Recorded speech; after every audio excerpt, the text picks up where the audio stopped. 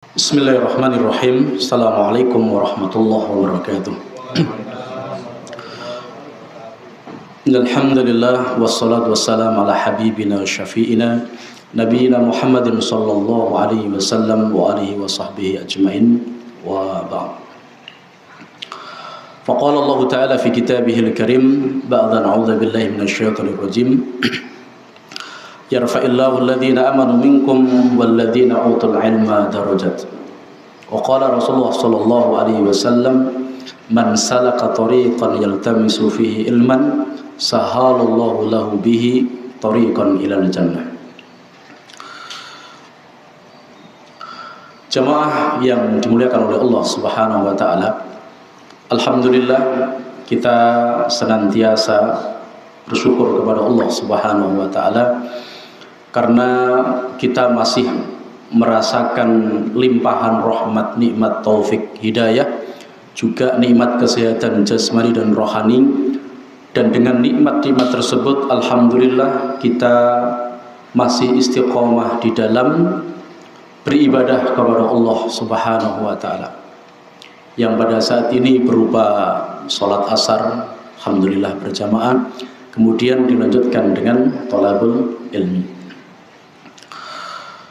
Ini semuanya adalah benar-benar karunia Allah Subhanahu wa taala.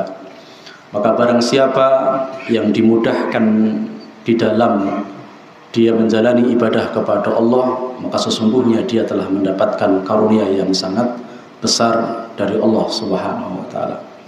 Karena memang fungsi pokok atau tujuan utama Allah Subhanahu wa taala menciptakan alam semesta ini dan menciptakan kita secara khusus jin dan manusia adalah dalam rangka untuk beribadah kepada Allah Subhanahu wa taala. Maka kita bisa sujud, bisa rukuk, itu harus kita syukuri. Karena kelihatannya mungkin sederhana. Ya, rukuk, sujud itu sederhana betul. Tetapi ketahuilah hal yang sederhana itu dan hal yang mudah dilakukan oleh seseorang, kita berbicara konteksnya adalah kita sebagai seorang muslim, sebagai seorang mukmin. Namun hal yang sederhana dan yang ringan semacam itu juga tidak semuanya ringan, juga berat bagi sebagian besar. Bisa dibayangkan kalau kita, ya, para pemuda-pemuda yang memiliki fisik yang kuat, itu ya jangankan naik gunung yang kecil-kecil, gunung yang paling tinggi pun didaki, ya. Tapi belum tentu musola masjid di samping rumahnya 1 meter 2 meter kuat naik apa? Naik ke lantai masjid itu belum tentu kuat, ya. Karena kekuatan itu bukan kekuatan fisik, kekuatan ruhiyah, keimanan dan keislaman itu adalah penggerak utama dari badan kita. Maka Islam itu terdiri dari 2 hal. Yang pertama adalah ada namanya akidah, yang kedua adalah syariah. Dan dua-duanya ini harus diimani dua-duanya dan dua-duanya dijalankan. Kenapa? Karena kalau fisik saja nggak ada ruhiyahnya, ya nggak berfungsi. Sebagaimana jasad kita ini tidak berfungsi kalau rohnya tidak ada. Sekuat dan sekuat badan kita ini, sekuat apapun badan kita ini, kalau nggak ada rohnya nggak berfungsi. Ya. Fikih itu masuk dalam kategori syariah karena lebih kepada muamalah, praktek secara fisik gitu. Namun kalau dibangun hanya berdasarkan fikih saja, tidak dibangun di atas akidah tauhid yang kuat, maka rapuh. Satu contoh, tak kasih gambar satu contoh betapa kuatnya tauhid yang di sini adalah terkait dengan batiniah. Karena iman itu bersifat batiniah, keyakinan. Sementara wujud syariat itu ya rukun Islam. Kalau ada rukun iman, rukun Islam. Kalau rukun iman itu sifatnya adalah keyakinan. Kalau rukun Islam itu wujud dari keimanan terhadap rukun iman. Satu contoh yang paling sederhana adalah sholat. Sholat misalnya. Ini paling contoh yang mudah difahami. Bisa jadi kita ini melaksanakan sholat itu dengan melaksanakan syarat rukun sholat, kemudian tertibnya sholat itu selesai, sudah selesai. Tetapi bahasanya adalah yang penting gugur kewajiban. Yang penting aku sudah selesai sholat ya sudah. Tapi berbeda ketika kita ini ada nilai ruhiyah di dalamnya. Apa itu? Bahwa sholat itu adalah bukan sekedar hanya gugur kewajiban, tapi ini adalah yang manggil adalah Allah, Zat yang maha segala-galanya, Zat yang menjamin kehidupan kita. Tentu di situ tidak hanya sekedar kita menghadirkan syarat rukun dalam sholat, tetapi ada takzim di dalamnya. Apa contohnya takzimnya? Bahwa kita sholat tidak sekedar kita rukuk sujud, ya, kemudian i'tidal dan seterusnya, bukan itu saja. Tetapi bagaimana kita menghadirkan hati terkait dengan sholat itu sendiri. Satu, ketika azan dikumandangkan itu sudah menghadirkan hati. Dia akan apa? Akan ada perasaan rasa untuk gimana gitu. Sebagaimana pernah yang saya sampaikan bahwa Ali bin Abi Thalib baru mendengar adzan saja sudah pucat mukanya. Kenapa? Karena sudah merasa bahwa ini panggilan Allah. Bayangkan itu pucat mukanya. Sampai istrinya manggil aja nggak ditoleh. Bahkan diprotes oleh istrinya. Oh, saya manggil nggak ditoleh, saya istrinya. Maka dijelaskan Rasulullah SAW, ya begitu kondisi suamimu ketika mendengar adzan. Kenapa? Karena sahabat Ali bin Abi Thalib radhiyallahu an sudah menghadirkan takzim kepada Allah Subhanahu wa taala. Ini belum sholat. Ya. Kemudian ketika masuk ke masjid sudah lain. Berbeda dengan kita masuk ke rumah kita atau rumah orang lain gitu kan. Oh, kita masuk ke rumah orang lain saja kita pakai adab, kita pakai akhlak gitu. Kita nggak berani macam-macam gitu kan. Kita nggak berani berpola tingkah yang aneh-aneh. Kenapa? Karena kita menghormati. Ini rumahnya orang lain, kita menghormati. Bagaimana kemudian kita masuk di masjid, rumahnya Allah, sudah lain. Ya sudah lain itu. Mohon maaf ini saya sampaikan. Ya, terutama misalnya nggak mungkin kita rokokan di dalam masjid tuh ya, rokokan di dalam masjid. Mungkin nggak kira-kira? Sangat mungkin sekali gitu. Meskipun tidak bagian daripada ibadah. Kita jenengan berani rokokan di rumahnya bupati? Kalau nggak disuruh gitu. Berani nggak kira-kira? Coba kita jujur, berani nggak kira-kira? Nggak akan berani. Itu bupati yang nggak pernah setiap hari ngasih uang kita. Ini Allah. Nah, itu yang saya maksud. Bahwasanya takzim itu terkait dengan keagungan Allah itu bukan sekedar formalitas terkait kita ini sing penting gugur kewajiban, tidak, tetapi ada takzim, ada akhlak dan adab di situ yang harus juga mengikuti. Lah ini adalah asar daripada tauhid. Asar daripada tauhid yang kita fahami itu. Karena intinya tauhid adalah pengagungan kepada Allah 100%. Dari semua perkara menjadikan Allah nomor satu dan diutamakan. Jamaah yang dimuliakan oleh Allah Subhanahu wa taala. Nah, itu contohnya. Maka terkait dengan persoalan tauhid itu memang sangat penting, karena tauhid adalah landasan dari semua syariat yang disyariatkan oleh Allah Subhanahu wa taala. Maka bukan sekedar hanya yang penting kita menegakkan, tetapi ada nilai-nilai ruhiyah di dalamnya yang harus juga kita fahami. Termasuk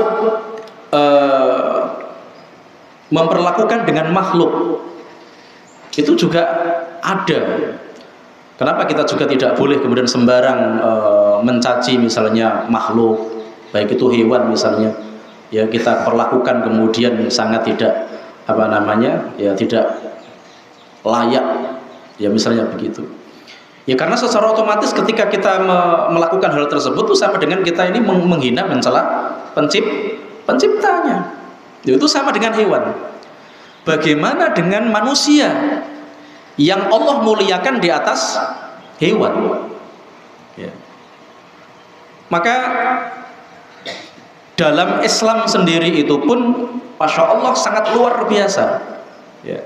Ini juga sudah saya terangkan di pertemuan yang beberapa mungkin bulan atau minggu yang lalu gitu ya. Kenapa Islam itu tidak ada paksaan ketika orang mau memilih agama? Ya.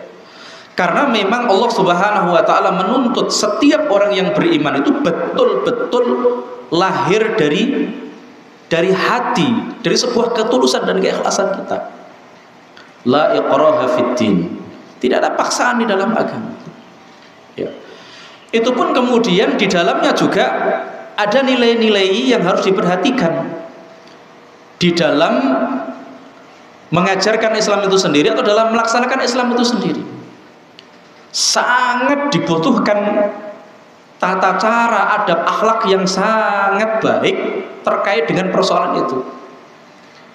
Ketika kita menyuruh anak kita dengan perintah untuk melaksanakan ibadah misalnya, itu kan benar, nyuruh anak sholat benar. Itu pun kemudian harus dengan cara yang baik.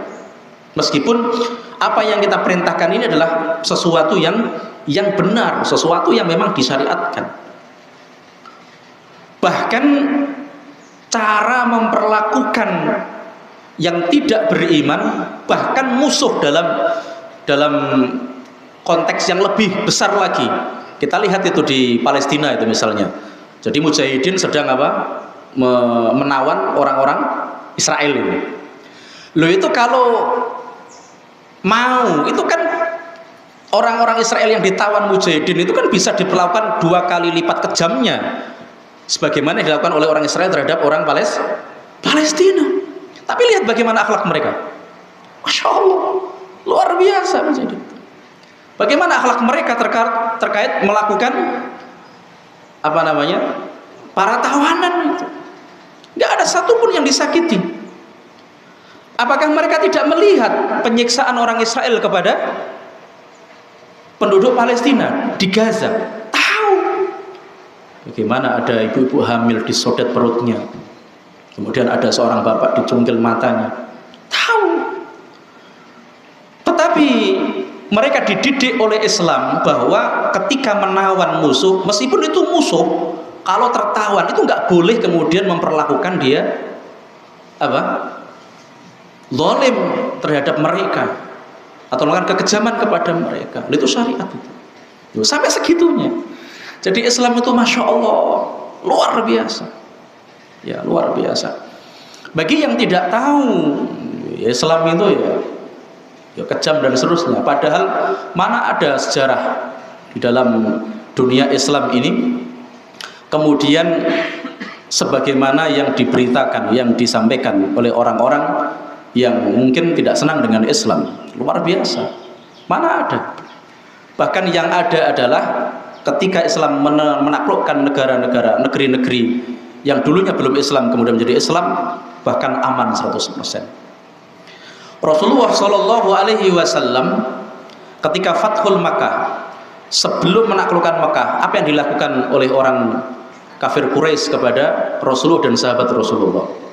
Sampai di awal-awal Islam itu ada sahabat itu datang kepada Rasulullah, ya Rasulullah, engkau adalah Nabi dan Rasul, berdoalah engkau kepada Allah supaya kami ini diselamatkan oleh Allah dari kekejaman orang-orang kafir Quraisy.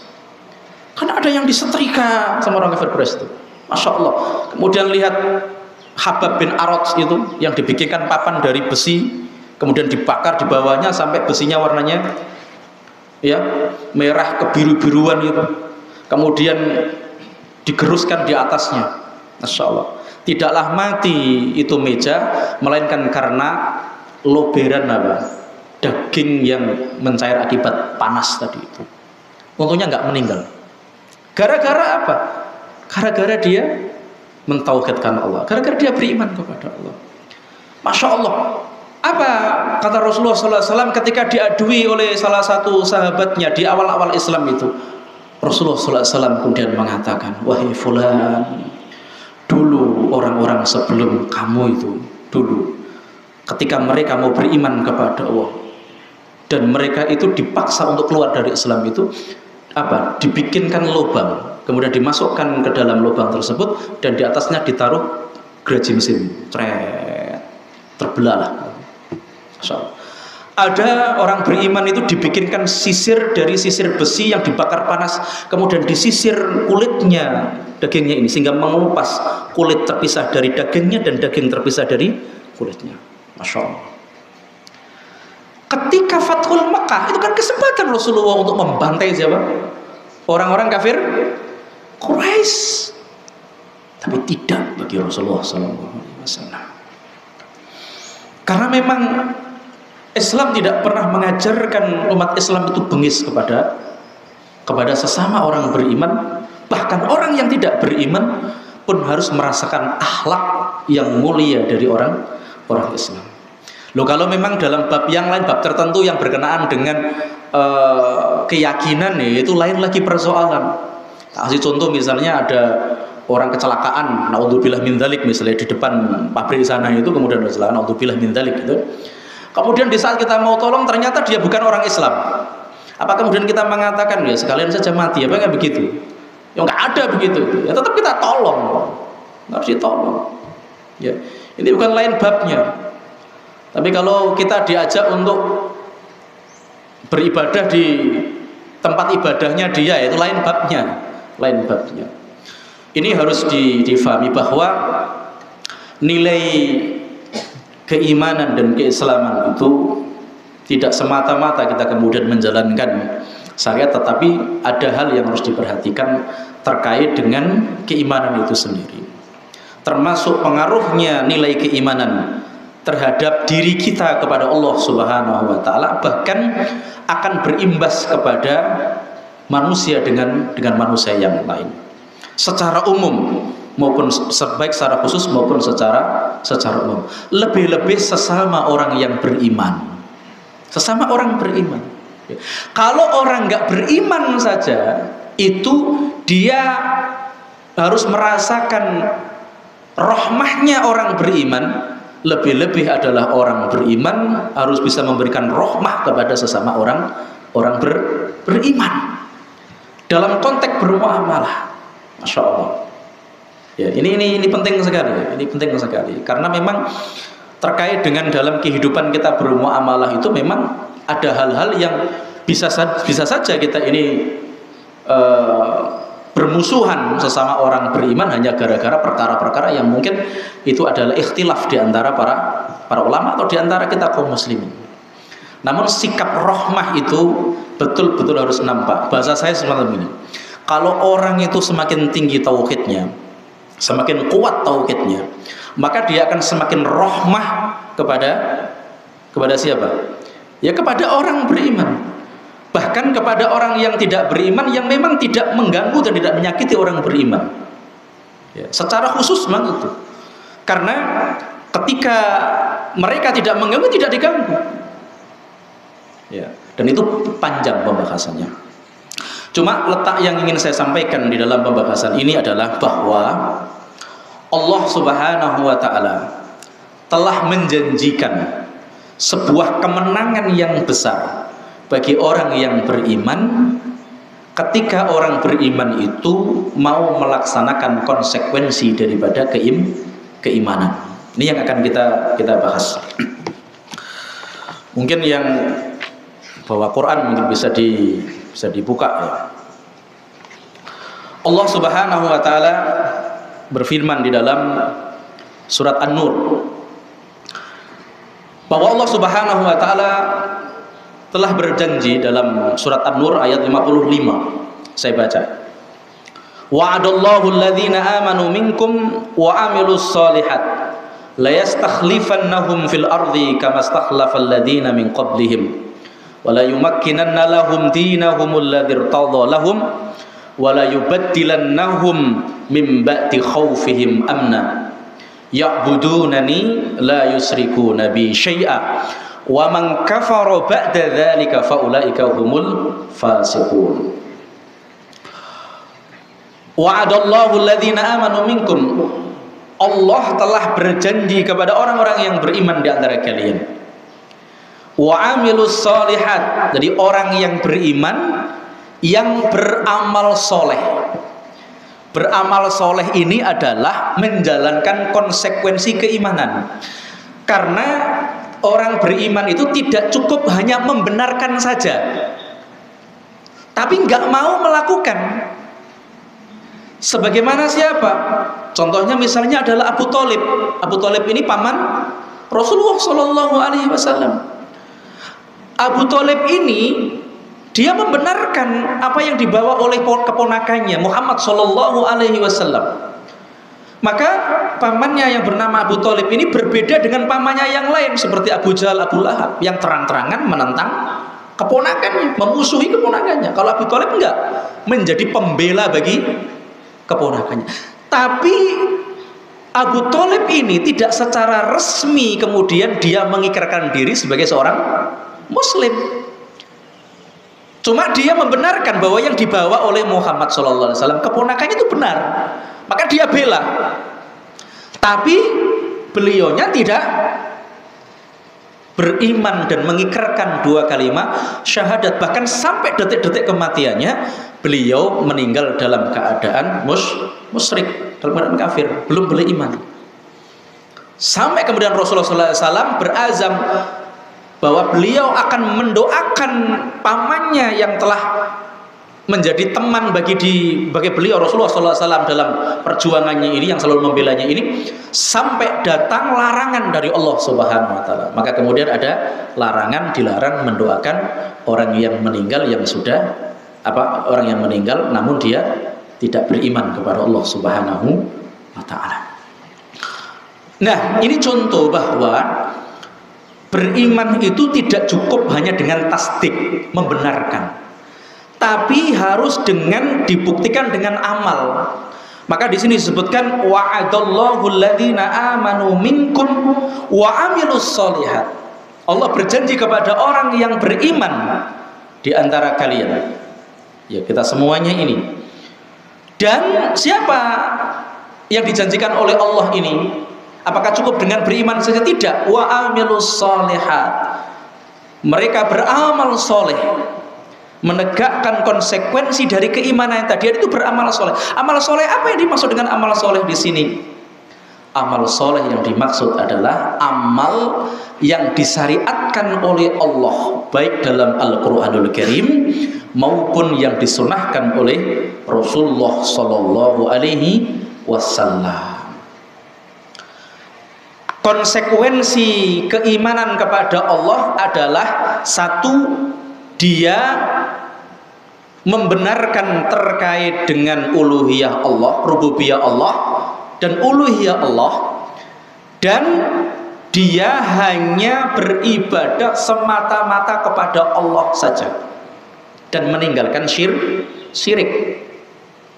Yang kedua, konsekuensi syahadat yang kedua terhadap pengakuan Rasulullah sebagai Nabi dan Rasul adalah dengan mutaba'atun bihi, mengikutinya, ittiba'ur Rasul, dengan cara mengikuti Rasulullah Sallallahu Alaihi Wasallam dari syariat-syariat yang diperintah oleh Rasulullah dan meninggalkan apa yang dilarang oleh Rasulullah. Maka Allah Subhanahu wa taala berfirman, "Wa ma atakumur rasul fakhudhuhu wa ma nahahu anhu fantahu." Apa saja yang datang kepadamu dari Rasulullah sallallahu alaihi wasallam, maka ambillah. Laksanakan, tunaikan. Dan apa yang beliau larang, maka tinggalkan. Itu konsekuensinya. Dan yang mendapatkan janji Allah ini siapa? Orang beriman yang mau melaksanakan konsekuensi keimanannya. Apa janji Allah? La yastakhlifannahum fil ard. Allah akan menjadikan orang beriman yang mau beramal soleh ini adalah pemimpin, penguasa di atas muka bumi ini. Ya, itu janji Allah. Jadi kalau orang beriman itu betul-betul menjalankan konsekuensi keimanannya, ya, sesuai dengan tuntunan yang diberikan oleh Allah dan Rasulnya dalam kehidupan di dunia ini, maka janji Allah adalah Allah akan menjadikan orang beriman yang beramal soleh itu sebagai pemimpin di muka bumi ini. Sebagaimana kama istakhlafal ladzina min qablihim, sebagaimana Allah Subhanahu wa taala telah menjadikan pemimpin, ya, orang-orang beriman yang beramal soleh sebelum mereka. Kalau sekarang, dulu orang-orang beriman itu telah Allah jadikan pemimpin, sebagaimana Allah telah menjadikan pemimpin orang-orang sebelum kalian, ya, orang-orang di akhir zaman, sebelum orang akhir zaman dulu. Ya. Kalau kita di masa Rasulullah Shallallahu Alaihi Wasallam, Rasulullah, para sahabat, masya Allah, Umar bin Khattab radhiyallahu an dalam kepemimpinannya menguasai sepertiga dunia. Kenapa Allah jadikan Umar bin Khattab radhiyallahu an sebagai pemimpin yang mampu menguasai sepertiga dunia? Karena beliau Umar bin Khattab radhiyallahu an telah memenuhi sebagian bumi Allah ini dengan keadilannya. Masya Allah, dengan keadilannya. Ya. Bahkan orang-orang yang tidak beriman itu mengakui terkait dengan keadilan siapa? Umar bin Khattab radhiyallahu an. Ada sebuah kisah yang masyhur itu, bahwa ada orang Yahudi waktu itu berada di Irak atau di mana ya tepatnya itu. Kemudian di Irak kalau nggak salah itu. Kemudian ada salah satu gubernur Umar bin Khattab yang di sana.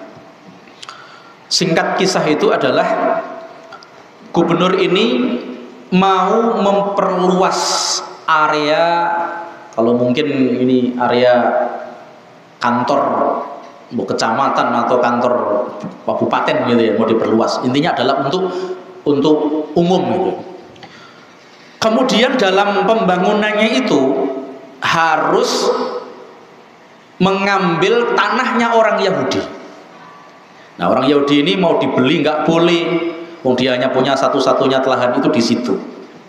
Ya, akhirnya, sekarang dibeli juga nggak boleh, ngerepoti ini ngerepoti. Akhirnya dia apa?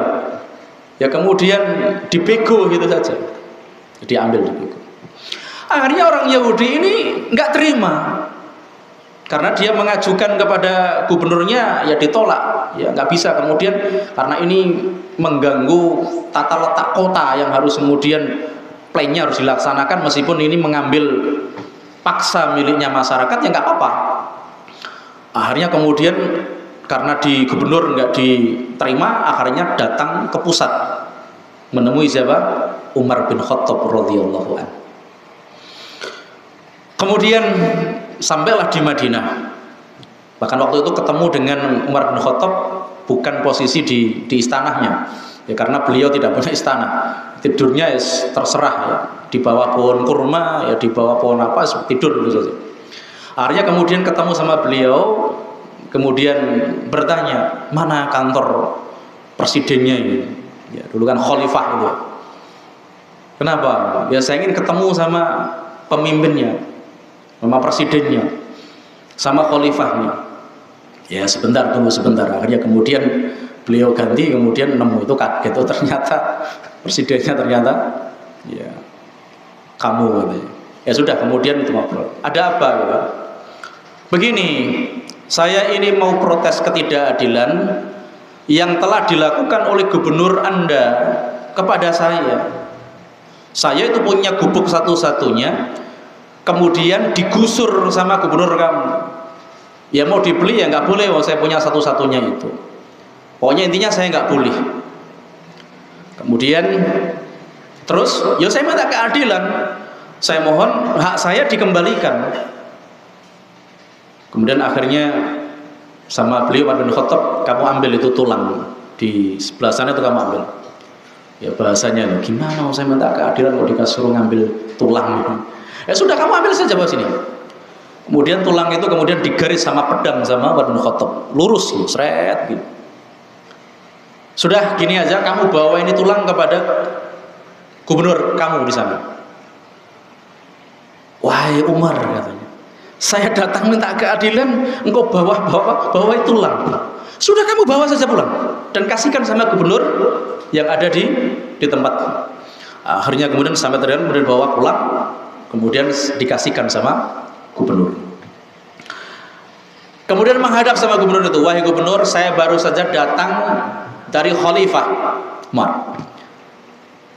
Terus, iya, saya dikasih sesuatu. Saya datang untuk minta keadilan. Maka kemudian saya dibawai tulang belulang ini untuk disampaikan kepada gubernur.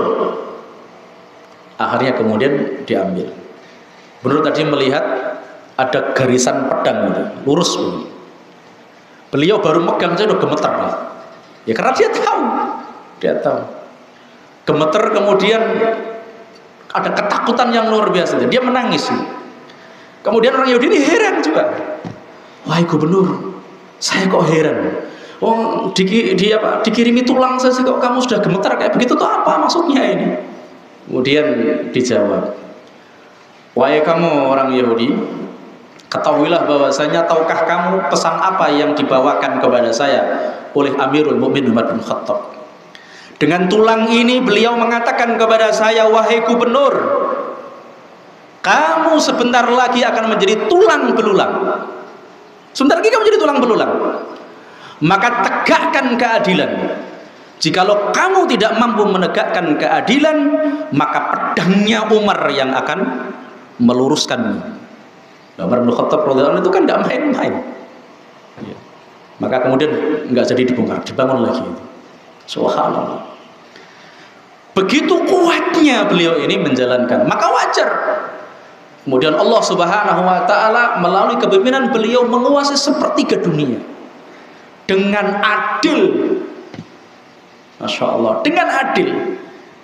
Baik itu orang Islam maupun orang yang tidak Muslim mendapatkan keadilan daripada Umar bin Khattab. Itu contoh nyata. Contoh nyata bahwa ketika keimanan ditegakkan, betul-betul akan ada jaminan keadilan. Itu janji Allah. Barang siapa ya orang itu beriman kepada Allah, kemudian dia melaksanakan konsekuensi keimanan dengan beramal soleh, itu janji Allah akan jadikan dia pemimpin di muka bumi. Sebagaimana Allah telah menjadikan pemimpin ya di muka bumi ini dari kalangan mereka sebelum mereka. Wala yumakkinanna lahum dinahum alladzi tardha lahum. Dan pada saat itu Allah kokohkan bagi mereka agama mereka. Karena ketika agama itu dikokohkan betul, ditegakkan betul, maka yang terjadi adalah rahmatnya Allah Subhanahu wa taala. Kalau rahmatnya Allah muncul, ya tercurahkan, maka tidak ada kecuali kedamaian. Yang Allah ridhoi bagi mereka. Jadi Allah akan menguatkan agama bagi mereka. Yang Allah ridhoi agama itu bagi mereka. Wala yubaddilannahum mim ba'di khaufihim amna. Dan benar-benar Allah Subhanahu wa taala akan mengganti ya dari setelah ketakutan mereka amna dengan keamanan. Di sini ada janji Allah yang sangat luar biasa. Betul-betul ketika agama itu ditegakkan betul, dikokohkan, kemudian orang-orang yang beriman itu betul-betul menjalankan syariatnya dengan baik dan benar, maka di situ Allah berjanji tidak ada lagi yang namanya ketakutan. Yang ada adalah kedamaian dan ketenangan. Umar bin Abdul Aziz itu khalifah yang ke-8, tapi dikatakan beliau khalifah yang ke-5 karena kepemimpinannya sama mirip dengan khalifah yang 4.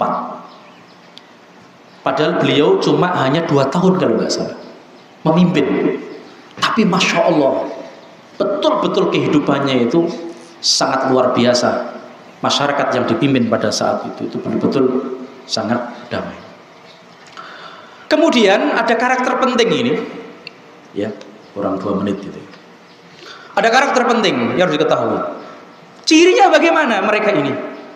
Ya'budunani wala yusyrikuna bi syai'a. Kondisi orang-orang yang Allah jadikan pemimpin di muka bumi ini, ya'budunani, mereka betul-betul menyembah Allah, betul-betul beribadah kepada Allah, wala yusyriku bi syai'a, dan mereka tidak mempersekutukan Allah dengan suatu apapun. Ya. Wa man kafara ba'da dzalika faulaika humul fasiqun. Dan barang siapa yang kafir setelah itu, mereka adalah orang-orang fasik. Nah, ini. Jadi kita ini betul-betul sebenarnya ya mendapat jaminan yang sangat luar biasa dari Allah Subhanahu wa taala.